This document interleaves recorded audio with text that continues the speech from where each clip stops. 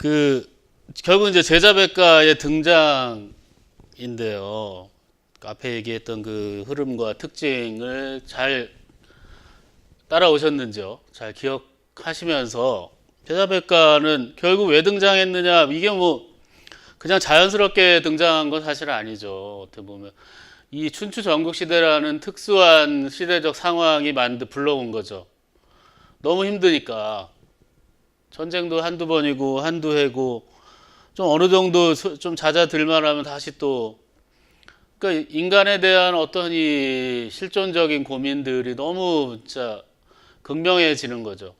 우리 실존주의가 등장하게 된 배경도 두 차례 큰 세계대전 끝에 인간이 과연 이게 도대체 어떤 존재냐 다시 한번 진지하게 이 제자백가의 고민들도 사람이라고 우리 모여서 사는데 어떻게 이렇게 사람답지 못한 행동들만 이렇게 할까 서슴지 않게 그러한 것들을 우리가 한번 좀 극복해 보자. 이 춘추 전국시대의 전반적인 이 참상을 극복하는 대안들을 마련하는 사람들이죠. 이 사람들은 내가 해볼게, 내가 고쳐볼 거야, 내가 이걸 좀 타개할 수 있게끔 나름대로의 목소리라는 거죠.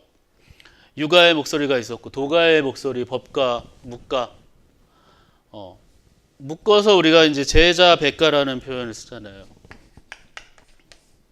제자는 뭔가요? 여러 학자들이라는 거죠. 여러 스승, 여러 학자, 백가. 우리 백가쟁명이라는 말 쓰는데, 그렇죠? 서로 수많은 백이라는 거는 100명만 있는 게 아니라, 그렇죠? 이 온갖이라는 의미죠. 온갖 학파들이 서로 다투는데 여기서도 주먹질하고 싸우면 학자들이 아니죠. 학자들의 특징은 뭡니까? 입만 살잖아요. 그렇죠? 서로 울고불고 내 말 좀 들어주세요. 그런 다툼이죠. 내 말이 옳다니까 내 방법대로 합시다. 이 사람들은 말로 싸우는 거죠. 그러려면 어떻게 해야 돼요? 그럴듯한 얘기를 해야 되잖아요. 남들이 들어줄 수 있고 해결책이 될 만한 얘기.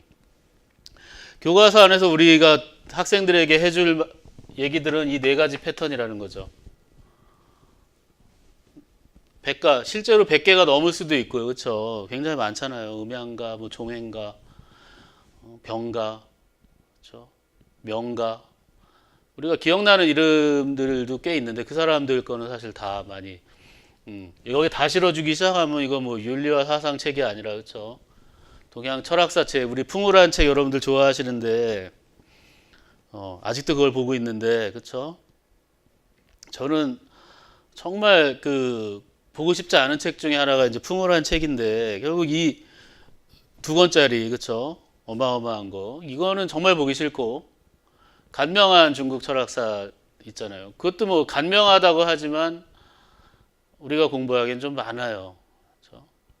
그렇게까지 많이 할 필요는 사실 없는데 그래도 읽어두시면 나쁘지 않죠. 거기 있는 원문들 저는 이제 원문 때문에 이런 원문들 뭐 늘 보던 거지만 저한테는 이런 원문들을 가지고 내는구나 어느 정도 보이고 있고 뭐 모의고사라든지 뭐 실제 우리 임용시험을 보더라도 그 정도 수준은 우리가 독해해낼 수 있어야 맹자인지 순자인지 공자인지 어떤 뭐 장자인지 뭐 노자인지 이런 걸 알아야 일단 뭐 접근할 수가 있잖아요. 임용시험에서 갑을 비교해가지고 쓰는 건데요. 갑이 누군지를 모르는데 뭘 비교할 거예요, 그렇죠? 시작부터가 틀린 거죠.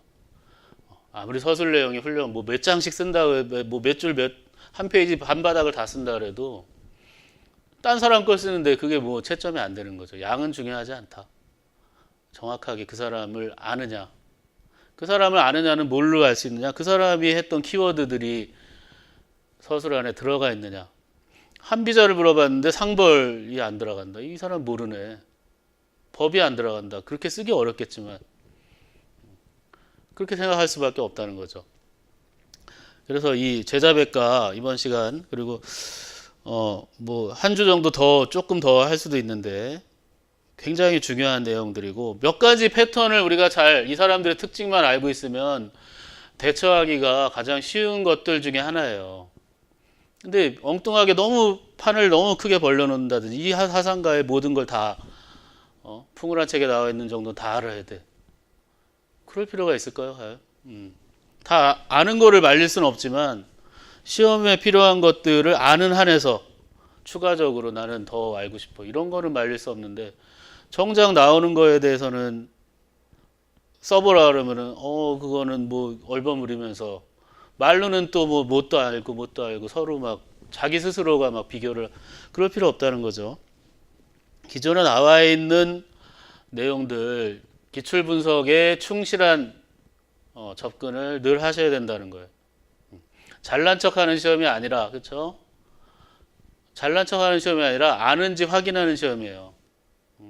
얼마나 정확히 잘 알고 있고 그 아는 거가 실제로 지면상에 드러날 수 있는지 시험지라는 지면 안에 그 지식이 과시될 수 있는지지 시험 보기 전에 내가 뭐 수많은 것들을 수집해 가지고 막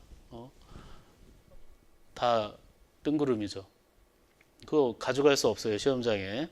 가져가시면 좋겠지만 공자의 윤리사상으로 그럼 가겠습니다. 키워드라는 것을 제가 뭐 많이 얘기하는데 공자 하면은 최근에 시험에 안 나오는 이유는 너무 잘한다는 생각이 있는 것 같아요. 공자 나오면은 뭐 어느 정도 다 알지 않을까.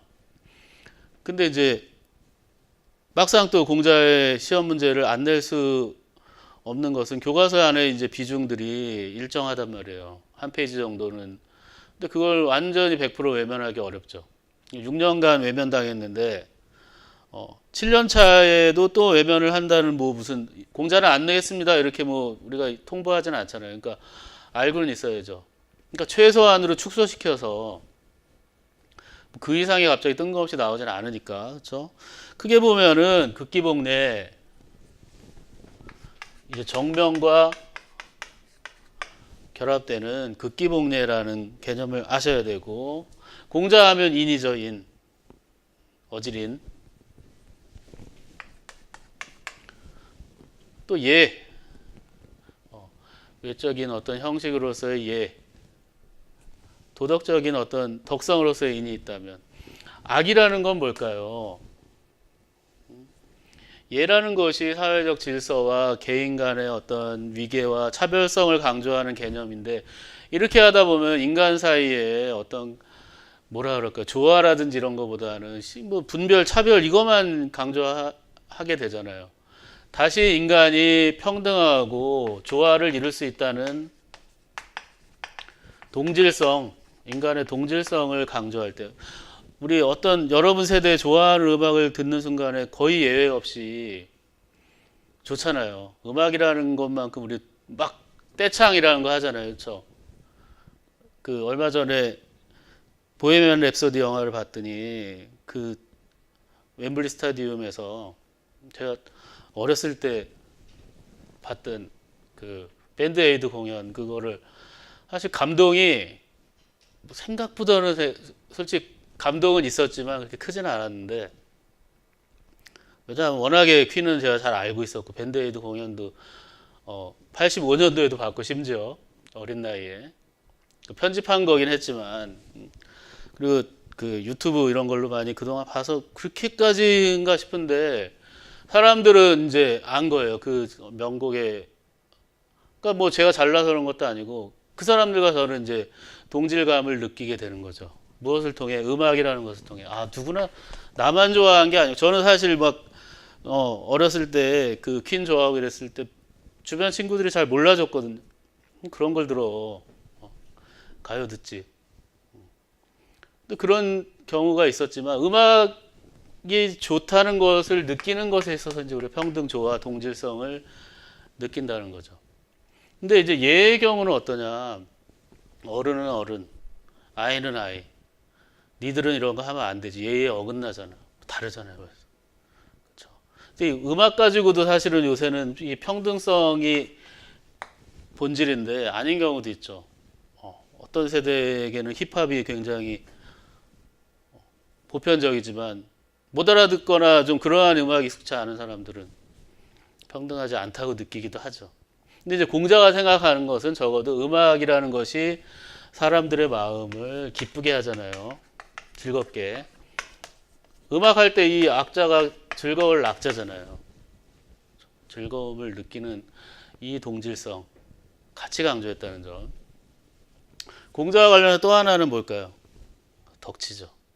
덕으로서 막 힘으로써 형벌로서 위협으로서 권위로서 다스리는 게 아니라 덕으로서 우리 그러지 말고 좀 잘 그러면 안 돼. 가르쳐주고 그렇죠? 타일르고 이게 쉽게 덕치잖아요. 너 왜 잘못해? 일로 와. 혼나고 그렇죠? 가두고 때리고 그러면 안 되잖아요. 그렇죠?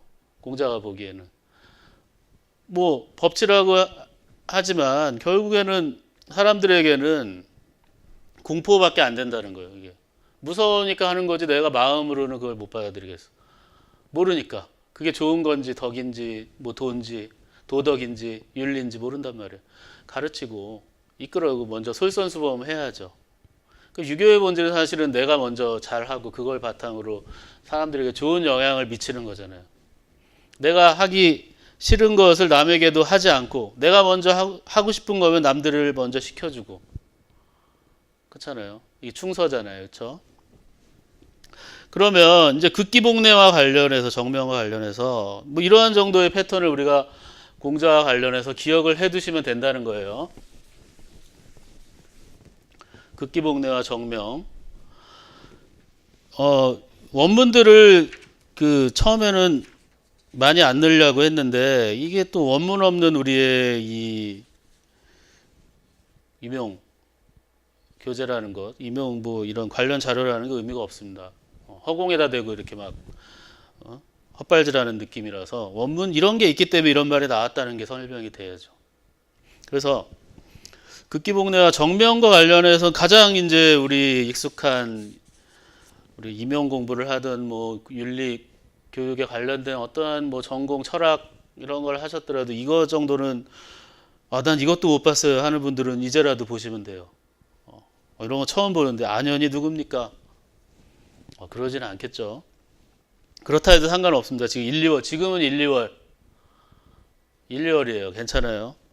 안현이 인해대에 물었습니다. 그랬더니 선생님께서 어느 선생님입니까? 뭐 이 선생님께서 말씀하셨다. 이런 번역이 나오는 것은 공자다.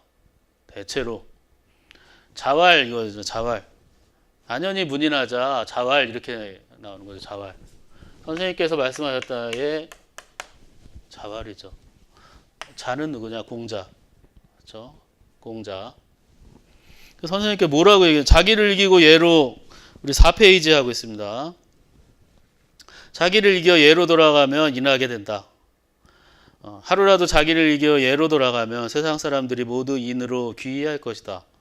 인하게 되는 것이 자기에게 달려있지 남에게 달려있느냐. 그랬더니 안현이 그 말 가지고는 좀 그 조목 세부사항은 뭘까요? 어떻게 해야 됩니까? 그러면 세부적인 실천사항 선생님께서 말씀하셨다. 얘가 아니면 보지 말고 얘가 아니면 듣지 말고 이 부분이 막 가로치기를 나왔어요. 예전에는 보지 말고 이 밑에 세 가지 듣지 말고 말하지 말고 움직이지 마라. 1차원적인 시험 문제들이죠. 진정한 기입식이죠.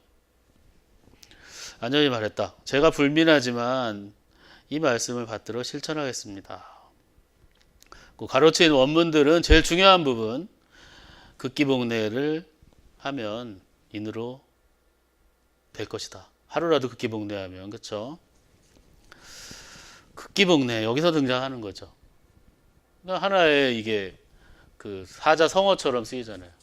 자기를 이겨서 예로 돌아간다. 한자 그대로 하면 그렇죠?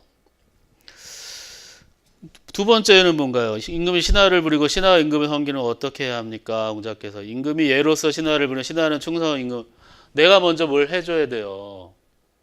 자기 이름에만 임금은 뭐로 해야 돼요? 신하한테 야야 너 막 이렇게 함부로 막대하면 안 되는 거 예로서 영상 뭐 무슨 대신, 대감 이렇게 인정해 주면서 예로서 온화한 목소리를 해야죠. 신하는 어떻게 해야 될까요?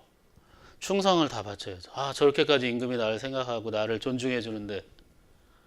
유교라는 것은 후회, 서로 간에 도움이, 혜택을 줘야죠.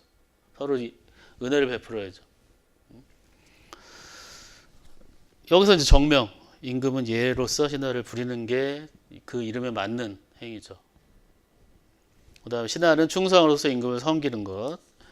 그 다음에 제나라 경공이 공자에게 정사를 물으니 공자께서 대답하셨죠. 또나 임금은 임금다운 거 뭐냐, 예로서 뭐 아까 나온 거죠. 신하는 신하다워야 하고 아버지는 아버지, 아들은 아들. 여러분은 여러분, 수험생은 수험생다워야죠. 수험생은 수험생다워야 한다는 거 어떻게 해야 될까? 열심히 공부하고 지치지 않고 지겨워하지 않고, 그렇죠? 잘난 체하지 않고, 그리고 너무 기죽지 말고 자기의 일정한 목표를 향해 묵묵히 전진해 나가는 것이죠. 좋구나. 경공이 정말로 임금이 임금답지 않고 신하가 신하답지 않냐면, 사실 이 뒷부분은 잘 안 나오죠.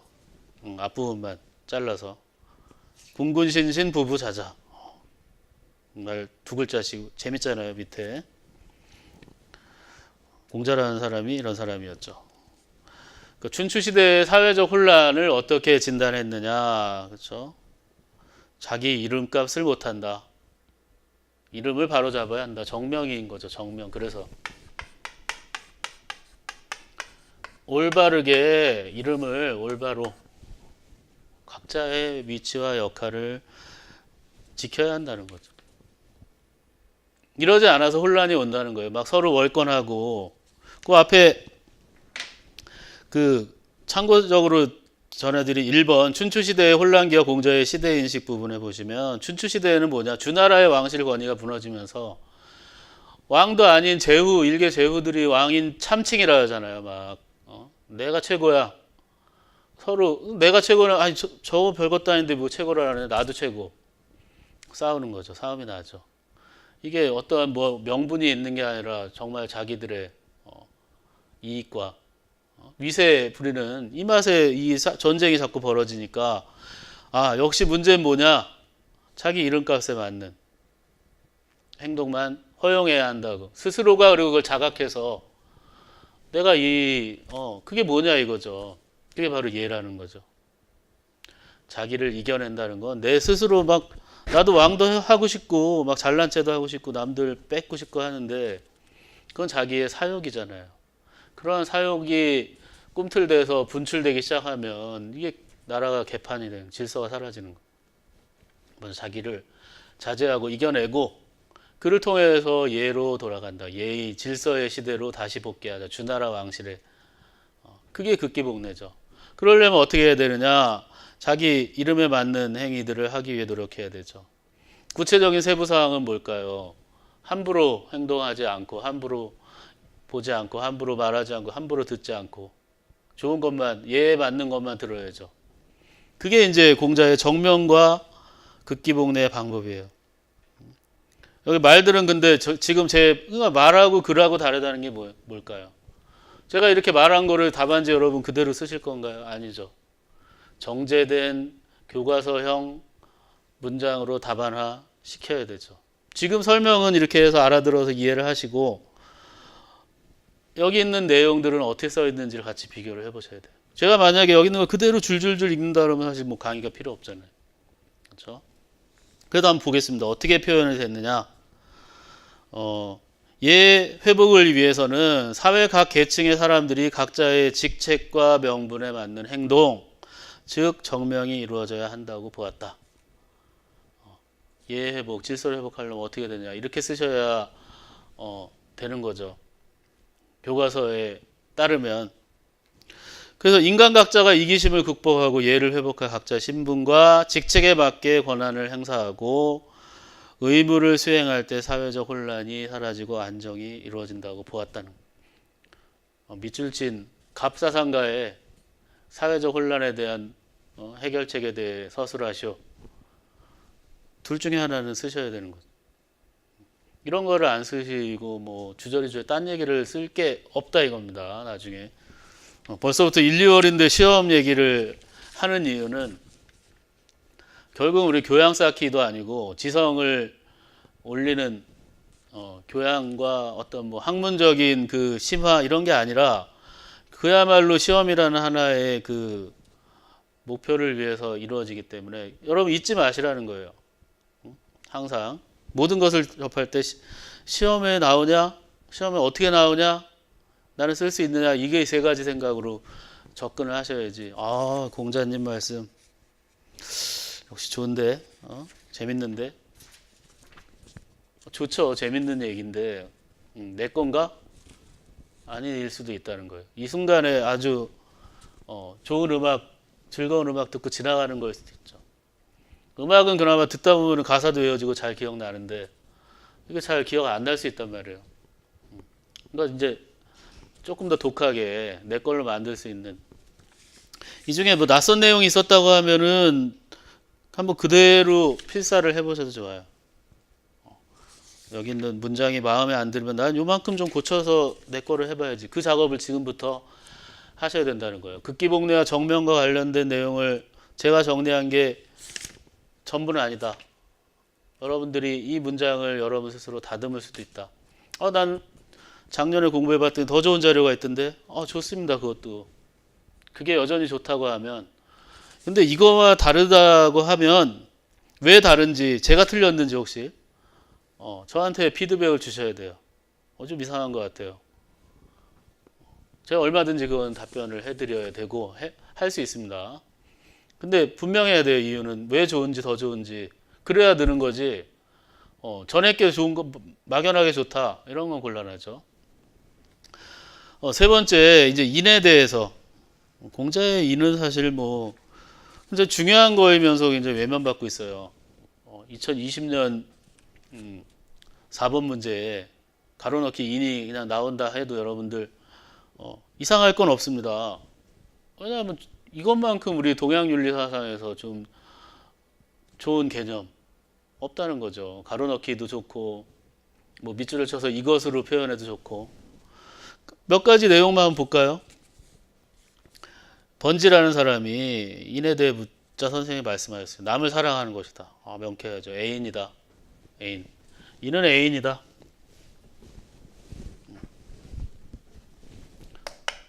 자활. 남을 사랑하는 것. 그쵸? 애인.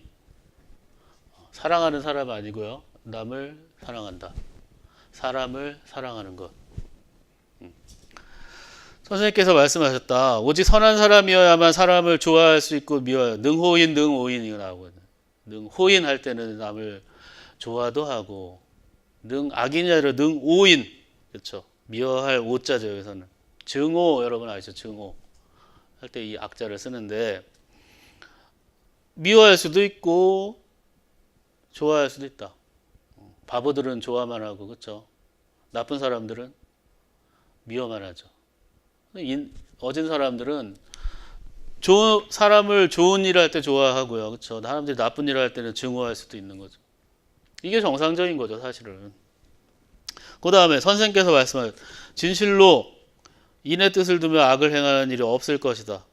그렇죠? 인에 내가 굳건하게 난 인하는 사람이 될 거야. 의지를 거기에 두게 되면 내가 악하려고 해도 악할 수가 없다. 나 인한 사람인데. 그렇죠? 뭐 농담 삼아 저도 이쪽 공부를 철학, 윤리 이쪽으로 인생을 살다 보니 가끔 하다 보면은 어쩔 수 없이 영향을 받는 거예요. 나쁜 말 하고 싶고 욕도 하고 싶고 막 화도 내고 싶은데 늘 뭐 하는 게 뭐 중을 지키고 화를 중화 얘기하잖아요. 그렇죠? 그러니까 그런 것들이 은근히 마음에 걸릴 때가 있는 거죠. 칸트의 양심이라든지. 그렇죠? 그러니까 여러분들도 윤리교사가 되면 뭔가 그런 삶의 어떤 변화가 분명히 있을 거라고 저는 생각을 해요. 그 다음에 자장이 공자께 인에 관해 물었어요. 공자가 말씀하셨어요. 5가지를 천하에 실행할 수 있다면 이란 사람이다. 그게 뭡니까? 그러니까 공손, 관대, 신의, 민처, 은혜로움이다. 그러면 되나요? 그 왜 추가 설명이 바로 이어지죠. 공손하면 모욕을 당하지 않고 관대하면 많은 사람이 따르고 신의가 있는 사람들이 일을 맡기고 민첩하면 은혜로우면 충분히 남을 부릴 수 있다. 좋지 않습니까? 내용들. 저만 좋은가요? 사실 이 정도 5가지 하나만 이 중에 잘한다 그래도 얼마나 좋습니까? 이 5가지를 완성한다면 이거 인간으로서 이 이상의 공자가 아침에 도를 들으면 저녁에 죽어도 좋다 그랬잖아요. 그 정도의 경지죠. 하늘이 나에게 덕을 주었다. 50살이 되니 천명을 알게 되었다. 천성은 서로 비슷하지만 습성은 서로 다르다. 그 인의 의미는 뭐냐? 결국 이 완전한 인격자, 아까 그 5가지 얼마나 어렵습니까? 완전한 인격자가 갖출 수 있는, 그쵸? 인간다움. 인간이면 이 정도를 갖춰야 된다는 건데 인간이기가 굉장히 어렵죠, 생각보다. 인간다움과 구체적인 실천 덕목으로서의 사랑이죠. 2가지. 사랑과 인간다움. 이는 뭐냐? 인에 대해 쓰시오.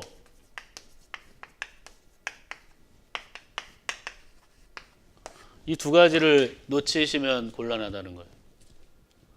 인간다움. 인간다움이 뭐예요? 거기에 대한 설명을 더 하려면 좀 피곤하긴 하겠지만 시험의 패턴에 맞추려면 인간다움과 사랑이다. 그래서 달리 표현하면 그 밑에 인간됨의 본질을 이루고 있는 사랑의 정신과 사회적 존재로 완성된 인격체의 인간다움, 이게 인의 2가지 성격이라고 할 수 있다. 전형적인 적확한 표현을 쓰시라 그랬잖아요. 이 이상의 주절주절 쓸 필요가 없는 거죠. 인이 뭡니까? 그러면 뭐 여기 있는 원문들 인용해서 쓰신다면 그건 대학에서 교수들은 좋아하겠죠. 공부 원문도 읽고 잘했구나. 리포트에서는 그렇게 써도 되지만 우리 리포트가 아니잖아요. 시험에서는 쓸 것만 쓰셔도 충분하다. 그래서 통치자들이 인만 잘 실천해도 이게 혼란이 사라질 것이다. 통치자들이 도덕적인 인간으로, 인격자로 변화시키면 결국 이 혼란이 종식될 것이라는 게 이제 공자의 생각이었죠.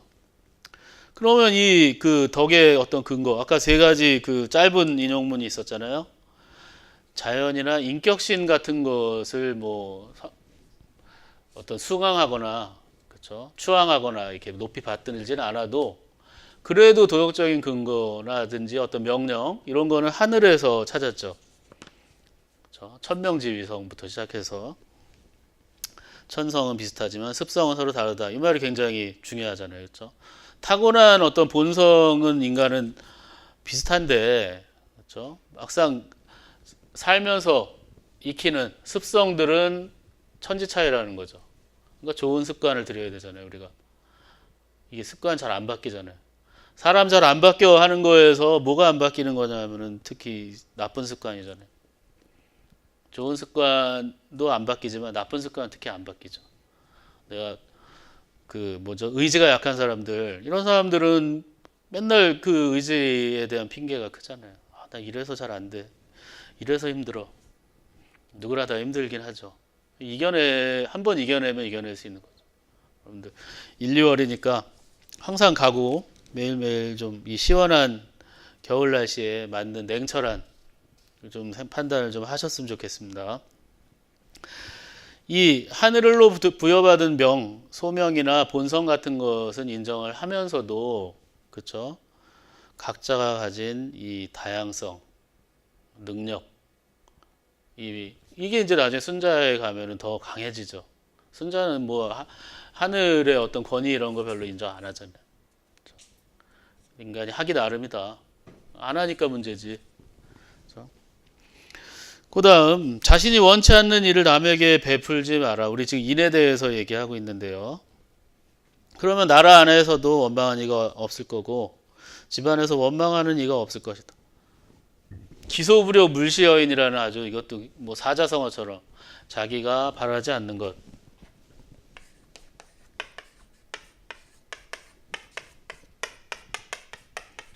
한 분씩은 아닌데요. 좋은 말이니까 자기가 바라지 않는 것이죠. 기소불욕. 기소불욕. 뒤주가 할까요? 밑에 보이려나? 네. 물, 시, 네. 아직까지 저는 잊어버리진 않았네요. 다행히도. 말아. 남에게. 아까 남이라고, 남을 사랑하는 거라 그랬죠? 그렇죠? 남에게 베풀지를 마라. 정말 거꾸로죠? 한자는. 남에게 베풀지 마라. 이러면 된다는 거예요. 내가 싫은데 왜 남한테는 하냐. 가끔 이제 그런 게 있죠. 그 부모가 돼봐야 안다 그러는데 어려서는 이제 잔소리 듣는 게 이렇게 싫은데, 그렇죠? 이제 잔소리할 나이가 되니까 잔소리를 즐기고 있어요. 어느 순간에, 그렇죠? 근데 이걸 볼 때마다 나도 이렇게 싫었었는데 그 생각을 또 하게 돼요. 그래도 잘 안 멈춰지는. 그러니까 이런 것을 좀 이제 잔소리 문화도 좀 단절을 해야 되는데, 그렇죠? 대체로 인한 사람은 자기가 서고자 할 때 남에게를 세워주고 자신이 이루고자 할 때 남을 이루게 해준다. 가까이는 자기에게 취하여 비춰보여 남을 이해할 수 있다면 인을 실천하는 방법이라고 할 수 있다는 거죠. 인을 실천하는 방법이에요. 이게 내가 하고 싶으면 자기만 생각하면 안 되는 거죠. 극기잖아요. 그렇죠? 내가 하고 싶은 것만 하고, 그렇죠?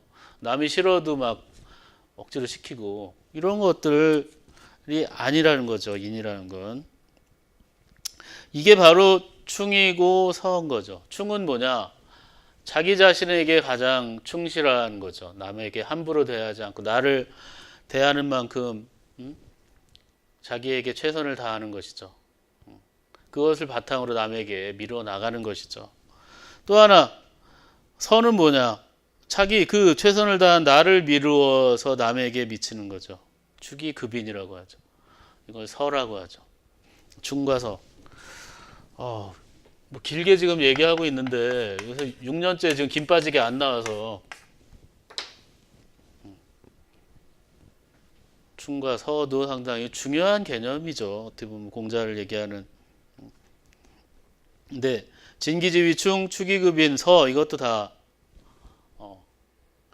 주자가 이제 해설해 놓은 거죠. 논어라는 공자의 저작을 사람들이 읽을 수 있게끔 해설서를 붙이면 자기 생각을 막 이렇게 덧붙이거나 다른 사람 생각 중에 좋은 것들을 수록하는 집주잖아요. 논어 집 주석을 모을 집자를 써서 거기에 나오는 내용을 바탕으로 사실 공자를 우리는 이해하는 거죠. 그만큼 이제 주자의 영향력이 큰 거예요. 논어라는 것을 글자만 보고도 이해를 하는 그 내용도 있지만 어떤 거는 글자만 봐서는 도저히 어렵다. 이거는 주자의 해석을 볼 수밖에 없는.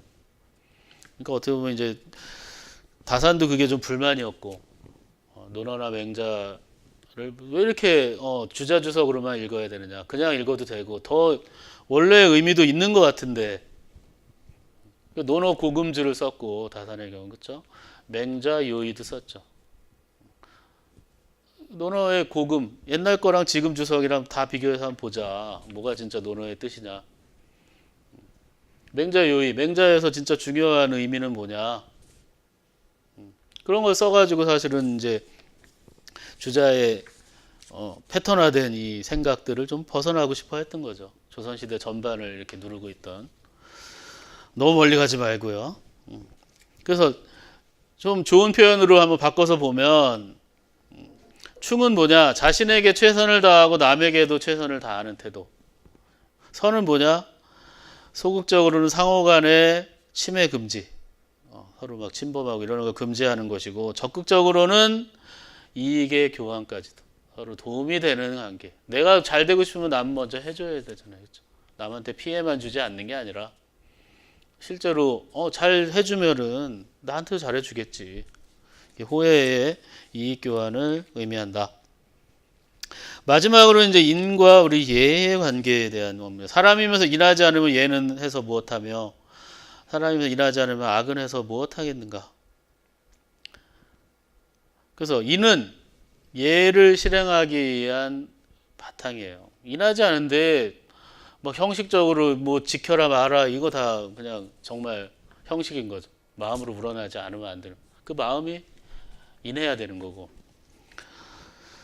이러한 것들이 이제 내면적 바탕이라면 얘는 그것이 밖으로 드러난 그렇죠. 도덕이 표현되는 사회적 외재적 규범이라는 거죠. 그래서 무너져 내린 복례하잖아요. 극기 복례라 그랬잖아요. 얘를 회복하기 위해서는 먼저 인이 바탕이 돼야 되는 거죠. 그다음 공자 사상의 그래서 핵심을 보면 이상적 사회 규모로서 예로의 복귀 그리고 개인의 도덕적인 자질로 요청되는 인의 두 가지가 놓여 있는 거죠. 그렇죠? 그래서 외재적 형식이자 제도 장치인 예보다는 더 근본적인 건 뭐냐? 도덕적 자질인 인을 갖춰야 한다는 거죠. 그래서 인이 공자에 있어서 가장 중요한 의미라는 거. 참고적으로 이후 뭐 맹자라든지 그 순자에게도 이 영향을 미친 그 덕치 사상 인정에 대해서 좀 살펴볼 텐데 왠지 보시면 알겠지만 배보다 배꼽이 더 큰 느낌. 원문을 더 많이 넣은 이유는 그렇게 설명이 많이 할 게 없다는 거예요. 특별히 뭐하러 많이 할 필요가 있겠습니까? 원문을 읽으면 어느 정도 여러분들이 이해될 수 있는 내용이고 최소한의 문장들을 여러분들이 기억하시라는 거예요. 전승의 나라를 다스리는 데 있어서 천승, 그 수레가 천대라는 거죠. 이를 경건하게 처리하고 믿었게 하며 비용을 절약하고 사람을 사랑하며 백성을 부리되 때에 맞게 해야 한다. 정치를 할 때 이렇게 해야 되는 거죠.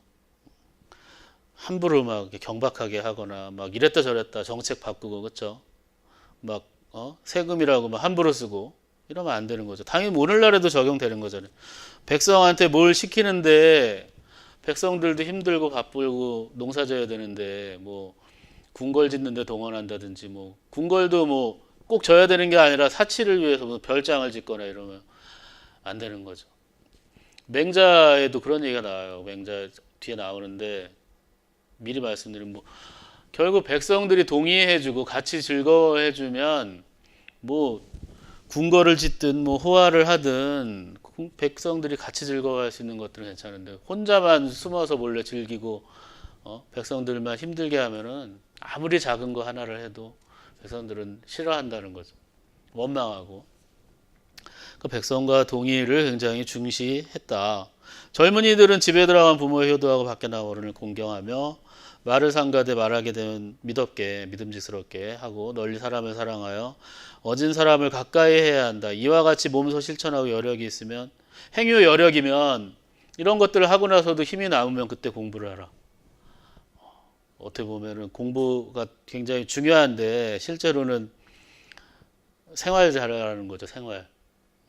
일상생활 잘하고 공부는 그 다음이다. 그 얘기하기 좋은 원문이죠. 그다음 임금이 너그러운 무사람들의 마음을 얻을 거고 성실한 백성들이 맡길 것이고 민첩하면 공적이 있게 되고 공평한 일하면 백성들이 기뻐할 것이다. 당연한 거죠. 어진 정치는 뭐냐? 백성들 생존에 필요한 최소한의 여건을 거의 뭐 복지 얘기 비슷하잖아요. 그렇죠? 그거 시작하고 어진 정치 인정은 이타적 동정심, 남들에게 좀 함부로 다루지 않는 남들의 마음에 동감하고 그렇죠? 얼마나 힘들까를 느껴야 안 시킬 거 아니에요. 그거 못 느끼면 시키게 되죠. 함부로. 군주와 백성 상호 간의 이익 보장이라는 여기서도 이제 호혜성 회원 서로 도움이 안 되고 일방적인 한쪽만 이득을 보면 안 되는 거잖아요. 그렇죠? 정치란 바로잡는 거 여기 원문 두 번째 우리 지금 6페이지 하고 있죠. 정치란 바로잡는 것입니다. 만약 그대가 바름으로써 통솔한다면 누가 감히 바르게 되지 않겠습니까? 정자정야 정치라는 건 바로 하는 것이다. 뭘 바로 하는 거냐? 아까 임금은 임금답고 그렇죠. 정명 정명입니다. 그래서 자기 자신이 바르면 명령하지 않아 저절로 행하고 자신이 바르지 아니하면 비록 명령하더라도 다른 그렇죠. 너도 못하는데 왜 나한테 시켜 이거잖아요. 그렇죠. 왕도 그렇게 개차반으로 살면서 신하들한테는 뭐 똑바로 하라면 누가 그러니까 선생님들도 마찬가지. 선생님들도 막 욕하고 그러시면 안 되지만 그렇죠. 혹시라도 함부로 폭언하고 이러는데 학생들한테 고운말 쓰라고 할 수 없잖아요. 그렇죠?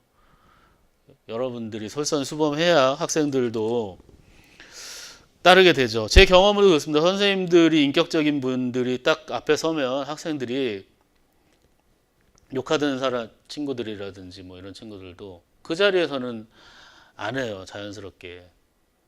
그게 바로 진짜 덕이고 그거야말로 진정한 권위죠. 그 다음 백성을 정령으로 인도하고 형벌로서 질서를 잡는다면 백성들 이거 아주 중요한 내용이죠. 백성들 형벌을 피하고자만 한다. 부끄러워하는 마음이 없다. 덕으로서 인도하고 예로서 질서를 잡는다면 백성들을 부끄러워하는 마음이 있을 뿐 아니라 또한 요즘 막 그 음주운전 관련해서 막 그러니까 법으로 안만 강화한다라도 그걸 부끄럽다는 것을 자각할 기회가 없다면 이게 왜 잘못됐고 부끄럽다는 생각을 왜 못하냐 이거죠. 결국 그런 것들을 지도층들이 그냥 그동안 묵인해오고 관대했고 또 교육에 있어서도 잘못된 건 잘못됐다고 얘기해야 되는데 어느 순간인가 도덕적인 얘기를 하고 윤리적인 얘기를 하면 꼰대라든지 뭐 이런 표현 있잖아요. 그렇죠? 잘못한 건 잘못했다고 해야 되는 거죠. 능호인하고 능오인 해야 되는 거죠. 인권도 중요하고 뭐 다 중요하고 가치도 중요하지만 최소한 잘못을 잘못이라고 할 수 있는 용기도 요즘에는 내기가 어려운 세상이죠. 공자의 시대에도 그러지 않았을까. 너무 잘못하는 사람이 많다 보니 야, 이 정도는 잘못도 아니야. 이런 분위기가 가장 나쁜 거죠. 그렇지 않습니까? 야, 남들은 더 잘못해. 이런 말이 통하고 사람들이 수긍을 할 때 도덕윤리가 설 자리가 없죠, 사실은. 그렇죠? 그땐 법만이 필요한 거예요. 이거 법에 걸려 안 걸려? 야, 인간적으로, 양심적으로 이런 말 하기가 어렵잖아요. 그렇죠? 법에 뭐 아무 말 안 하는데 왜 네가 나서서 난리야? 우리 같은 사람들, 이 도덕윤리를 다루는 사람들한테는 가장 그 대처하기 어려운 상황이죠. 말로는 안 되겠구만 이거잖아요. 그렇죠? 그 자기를 닦아서 백성을 편안하게 해주는 일은 요순도 어렵게 여기지 않았느냐. 요순 같은 임금도 나를 닦는 것, 그쵸? 그래서 학생들을 편안하게 숙이 치인하는 거, 숙이 안인하는 거는 그 전설의 성군들도 이게 제일 어렵다고 했어요. 나를 먼저 닦음으로써. 내가 안 닦이니까 남이 안 다스려지는 것. 나를 안 닦았는데 남을 다스리려고 하니까 남들이 너나 잘해 이렇게 나오는 거. 너나 잘해 듣는 순간에 그냥 움츠러드는 거죠. 너나 잘해라는 말을 할 수 있는 사람이 자꾸 뭘 얘기하면 안 되는 거. 그러니까 저도 그래야 될까요? 저도 지금 열심히 그래서 여러분들보다는 이 분야에 있어서 조금이라도 나아야지 여러분들한테 이래라 저래라 할 수 있는 거잖아요. 그렇죠? 덕치는 지도자의 도덕적 자질을 바탕으로 백성을 이끌고 교화시켜 범죄와 분쟁을 예방하는 안정된 사회를 이루고자 하는 정치죠. 근데 뭐 요즘 제가 뭐 운동팀 비유를 많이 하니까 또 자꾸 이게 버릇이 되는 것 같은데 뭐 어느 팀의 감독이라 해서 최고의 스타 플레이어라든지 최고의 실력자들이 아닌 사람들도 하잖아요. 코칭은 다른 거죠. 제가 말씀드린 대로 저는 이제 트레이너 겸 지금 전력 분석. 그러니까 뭐 권한이 크다면 클 수도 있지만 뭐 제 얘기를 안 들으시는 분 감독한테는 여러분 감독 겸 선수잖아요. 그렇죠? 안 들으시는 분들한테는 그냥 지나가는 얘기죠. 근데 최소한 여러분들이 흔들리지 않게끔 보좌할 필요는 권한을 좀 키워본다면 코치 정도는 된다는 거죠. 감독님 이러시면 안 됩니다. 그렇죠? 감독님 흥분하지 마시고 상대편이 지금 이렇게 나오고 있으면 감독이 못 보고 있을 때 조언 정도는 할 수 있는 거잖아요. 그렇죠? 판단은 물론 여러분들이 하셔야 되고 최소한 근데 코칭이 틀리면 안 되잖아요. 그렇죠? 그 코칭을 잘하기 위해서 지금 최선을 다하고 있습니다. 덕치를 바탕으로 모두가 더불어 잘 사는 대동사회를 이상사회로 꿈꿨죠. 대동사회. 얘기에 등장한 얘기라는 책에 보면 논어에는 안 나오지만 얘기라는 책에 공자의 대동사회 얘기가 나오고 교과서마다 그 대동사회 원문들이 등장을 하기 때문에 사실 올해도 공자가 너무 홀대받아서 나온다면 대동이겠구나 라고 했는데 또 안 나오더라고요. 내년에는 한번 기대를 해보겠습니다. 대동사회에. 이건 뭐 2달에 한 번씩 얘기할 거니까 걱정하지 마시고요. 지금은 이번 1, 2월에 이 대동을 기억하시면 앞으로 5번이 이제 잔소리가 되는 거죠. 잔소리가 빨리 되길 바라면서. 두 번째, 공자하면 우리 공맹이잖아요. 공맹, 공자왈, 맹자왈 뭐 할 때 공자 못지않게 맹자하면 또 맹모 삼천지교여가지고 맹자의 어머니가 맹자 좀 잘 키워보려고 이사를 3번씩이나 갔다. 그걸로도 또 유명하고요. 근데 이제 맹자 하면은 여러분들 따라다니는 이 성선이잖아요. 성선.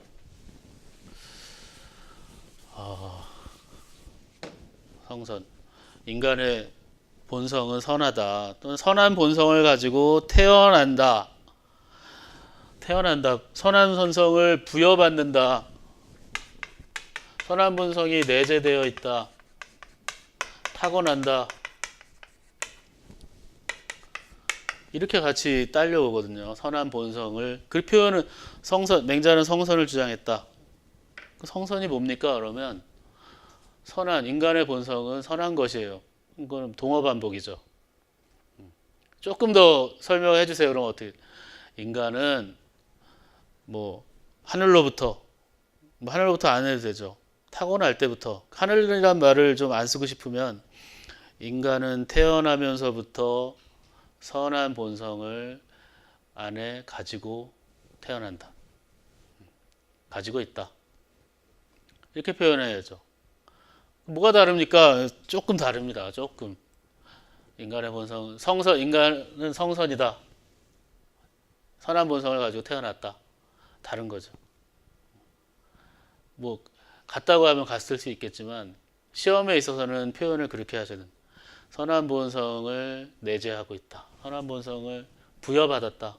누구한테 이런 게 부여받았다는 표현을 쓰면 누가 줬느냐에 따라서 진짜 하늘이 써야 되니까 사실 하늘이 준 거죠. 누가 줬겠어요.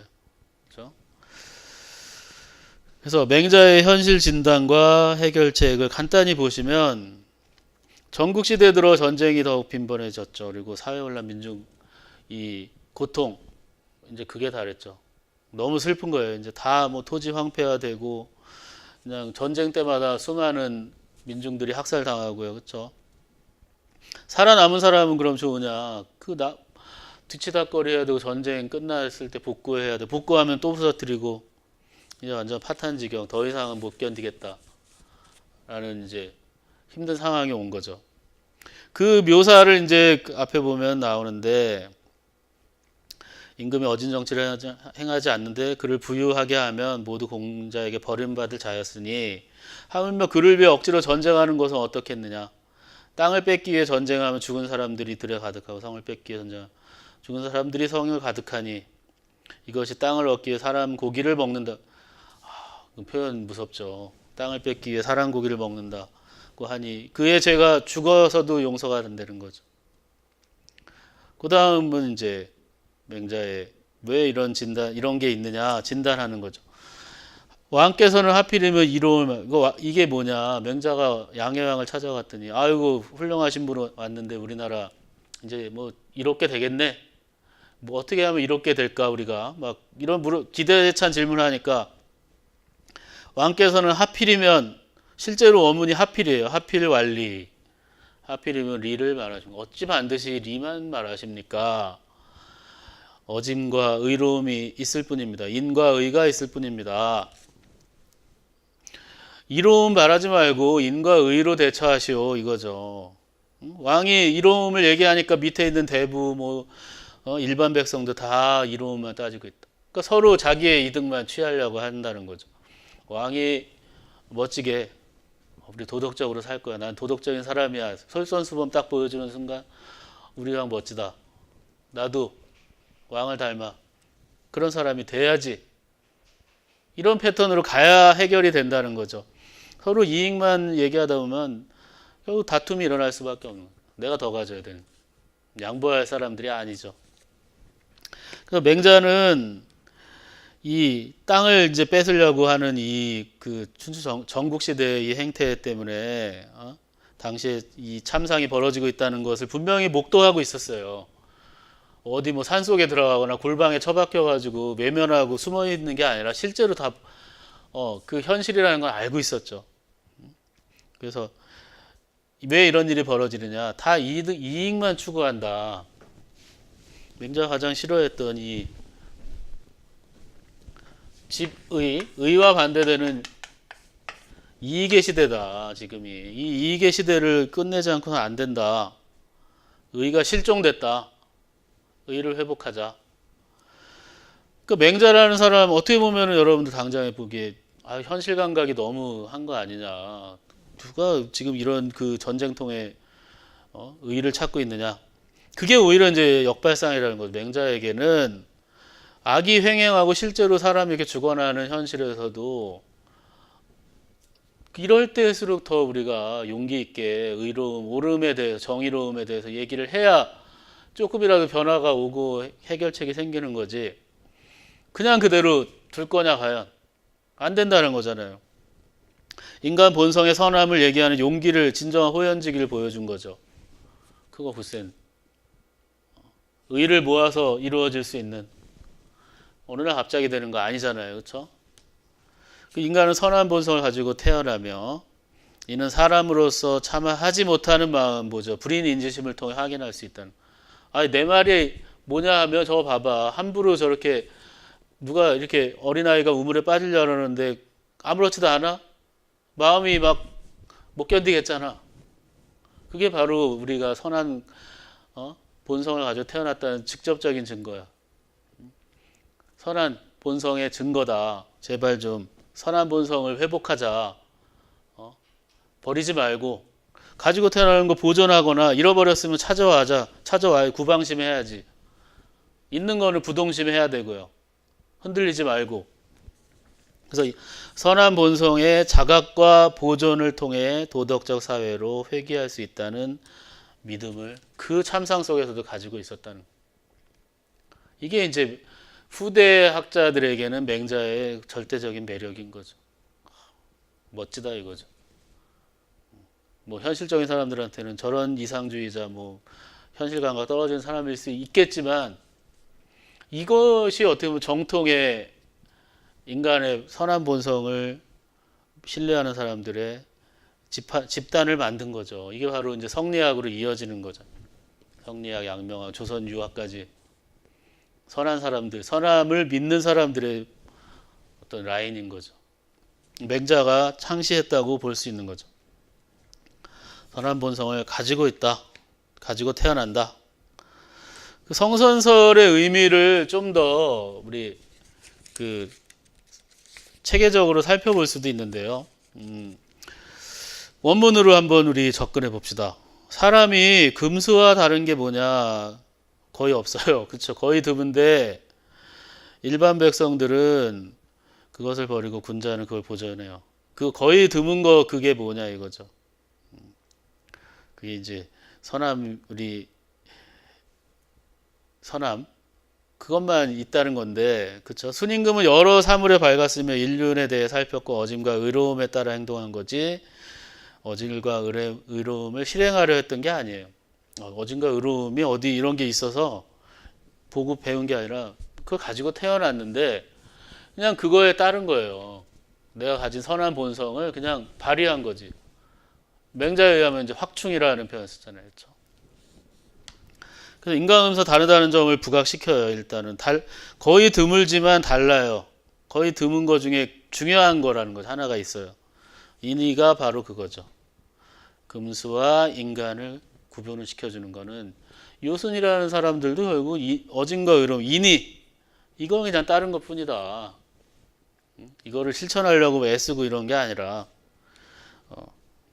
그래서 사람은 금수하고는 다른 게 딱 이거라는 거죠. 인의 예지를 가져서 그걸 확충해서 짐승과 다른 삶을 살아야지. 우린 달라. 우린 선한 본성을 가지고 태어났거든. 왜 안 하려고 그래? 이게 이제 맹자의 주장인 거죠. 이는 예지를 통해 인격 완성, 인륜을 실행, 그리고 역사 문화 창조까지도 가능하다는 거죠. 그 다음 안타까워하는 마음은 사람마다 다 가지고 있고 아주 유명한 맹자하면 이 얘기죠. 부끄러워하는 마음도 사람마다 다 가지고 있고 조심스러워하는 마음도 다 가지고 있고 옳고 그름을 가리는 마음도 사람마다 다 이게 뭐죠? 사단이잖아요. 그렇죠? 측은 수호 여긴 공경으로 되어 있죠. 사양으로 나오는 데 있지만 공경, 시비 이거 사람마다 다 가지고 있어요. 없는 사람이 없어요. 있는 줄 모르거나 있는데 잘 안 쓰려고 하는 거죠.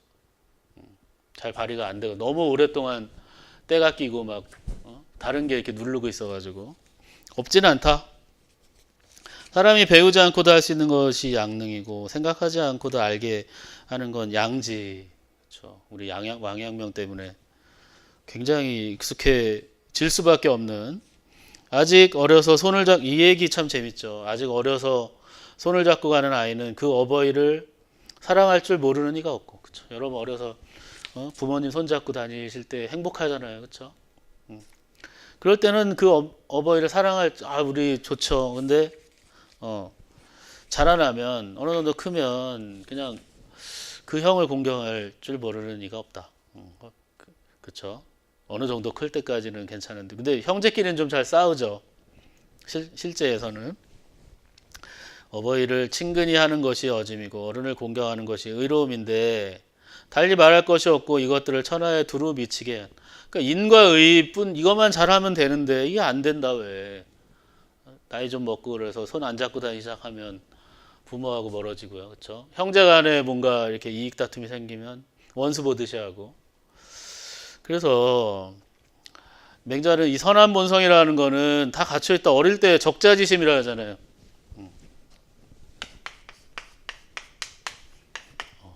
인간이 빨간 인간이잖아요. 그래서 붉을 적자. 머리에 피도 안 마른 뭐 또 어린 그런 거잖아요. 그렇죠? 어렸을 때 이게 괜찮은데 이다 크면은 잊어버린다 이거죠. 그래서 본래 갖추어져 있는데 선한 본성, 그렇죠? 선천적으로 선한 본성을 가지고 있다. 사단, 이 양지, 양능을 우리가 그 증거로 다 가지고 있지 않냐. 우리 뭐 어떤 걸 꼭 배우고 뭐 해야 할 수 있는 거고 알 수 있는 거 아닌 경우도 있지 않느냐. 직관적으로. 그렇죠? 그래서 사단으로 확인되는 본연의 마음은 이 무의식적인 양심 같은 거잖아요. 막 아까 울컥하는 잘못된 것을 봤을 때. 그래서 인간의 본성의 선함은 어떤 외부적인 요인에서 온 게 결코 아니라는 거예요. 가지고 태어나는 거죠. 선천적으로 본래 갖추고 있는 것이다. 선천이란 말 하늘에 앞서 있잖아요. 선천적으로 본래 갖추고 있는 것이다. 그 다음 무엇이 다른 사람과 다르겠습니까? 요임금과 순임금도 다른 그들도 사람이었을 뿐이죠. 다른과 같았죠. 뭐가 같아요? 성선하기 때문에 선만 잘 발휘하면 요순이든 나든 다를 게가 없다는 거예요. 성의 선함에 있어서는 평등하죠. 같은 부류인 것은 서로 거의 비슷하니 어찌 유독 사람에게 있어서만 그것을 의심하겠는가? 성인도 나와 같은 부류인 것이다. 그래서 여기 용자는 그냥 누군지 미상인 사람이죠.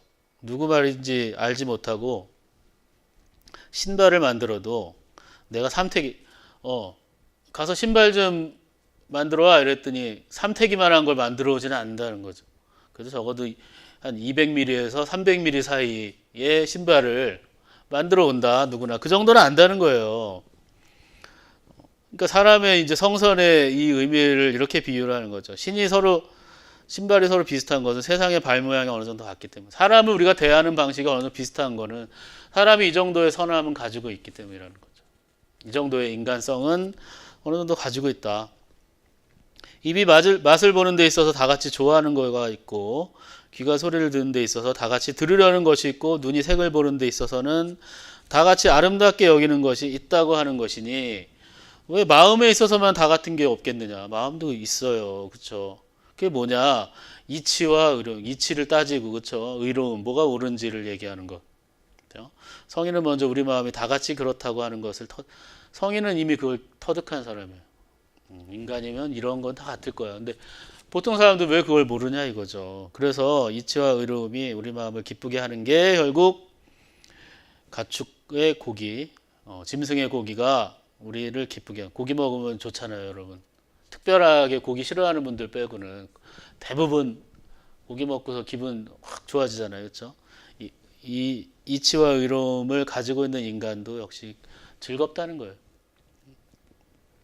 사람은 누구나 요순처럼 성인이 될 수 있다.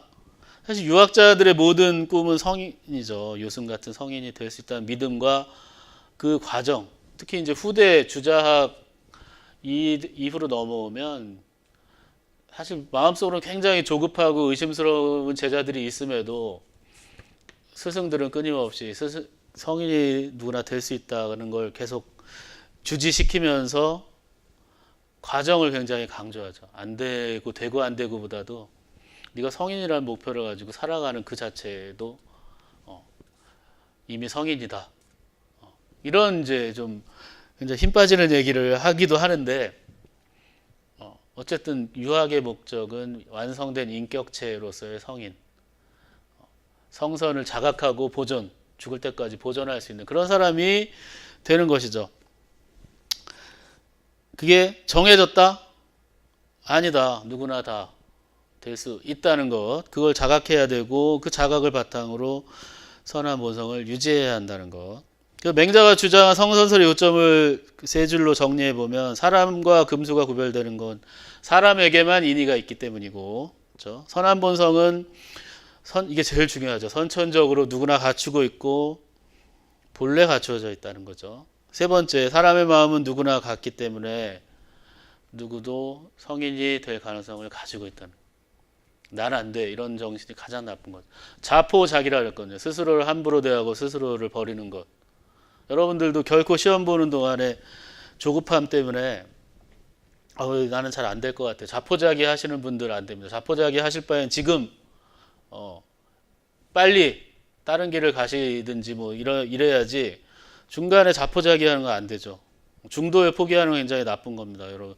일단 한번 의지를 다졌으면 율곡도 입지면은 벌써 학문에 있어서 가장 중요한 게 입지고 뜻을 세웠으면은 그대로 용왕매진해야 되는 거예요. 자포자기 하지 마시고 절대로 누구나 다 할 수 있는 겁니다. 잠깐 쉬었다가 그러면 또 하겠습니다.